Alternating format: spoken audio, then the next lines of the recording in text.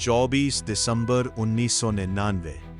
एक आम सी दिखने वाली फ्लाइट, लेकिन उसी उड़ान में छुपा था एक ऐसा फैसला जो भारत की नीति, राजनीति और आतंकवाद के खिलाफ उसकी लड़ाई को हमेशा के लिए बदल देने वाला था। काठमांडू से दिल्ली के लिए उड़ान भरने वाली IC 114 जैसे ही भारतीय हवाई क्षेत्र में दाखिल होती है, अचानक सब कुछ बदल जाता है।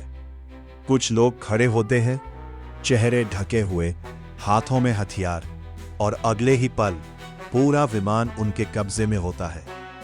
कॉकपिट पर नियंत्रण, यात्रियों में दहशत और आसमान में उड़ता एक ऐसा जहाज जिसका हर सेकंड अब एक जंग बन चुका था। पायलट को आदेश मिलता है, रूट बदलो। फ्लाइट अमृतसर की ओर मोड़ी जाती है। यही वो मौका था जहां सब कुछ रोका जा सकता था।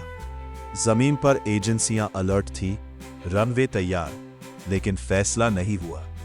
कुछ मिनट जो इतिहास बदल सकते थे, खामोशी में निकल गए। विमान फिर उड़ान भरता है, लाहौर की ओर।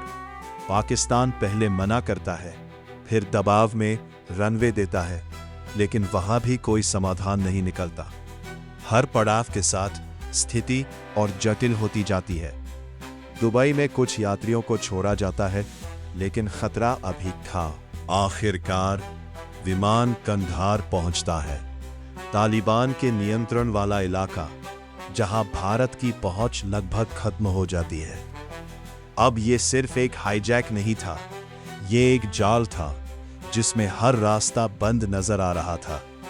दिल्ली में प्रधानमंत्री कार्यालय के अंदर लगातार मीटिंग्स चल रही थी। RAWA, सेना, हर एजेंसी अपने अपने इनपुट दे रही थी। एक तरफ आतंकियों की मांग थी, 3 खतरनाक आतंकियों की रिहाई, और दूसरी तरफ 150 से ज्यादा यात्रियों की जिंदगी जो हर पल मौत के साए में जी रहे थे। हर बीतता दिन दबाव को और बढ़ा रहा था। देश के अंदर गुस्सा, बाहर से कूटनीतिक दबाव, और अंदर एक ऐसा सन्नाटा जिसमें हर फैसला भारी लग रहा था। क्या सेना को भेजा जाए? क्या ऑपरेशन चलाया जाए? या फिर बातचीत के रास्ते को अपनाया जाए? लेकिन कंधार भारत के लिए एक अजनबी जमीन थी।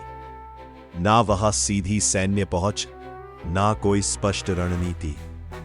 इसी बीच विमान के अंदर हालात और बिगड़ने लगे।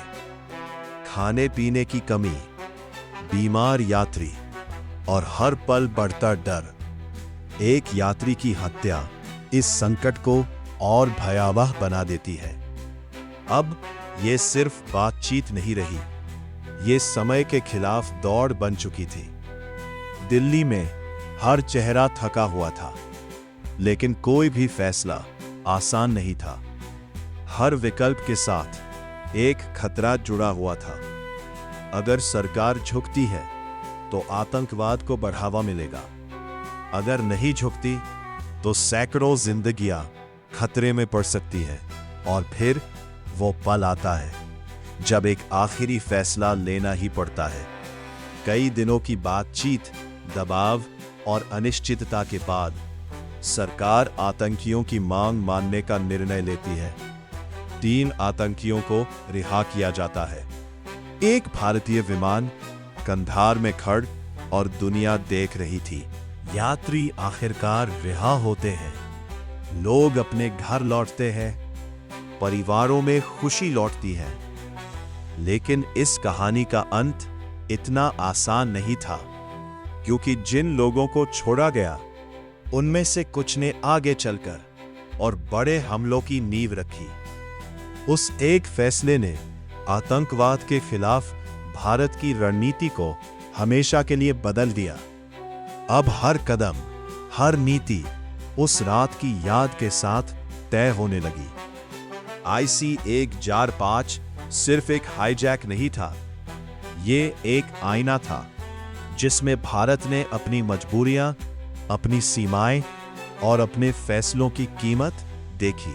और आज भी जब उस घटना को याद किया जाता है एक सवाल हमेशा सामने खड़ा रहता है, क्या उस रात लिया गया फैसला सही था या बस एक मजबूरी जिसने इतिहास की दिशा बदल दी।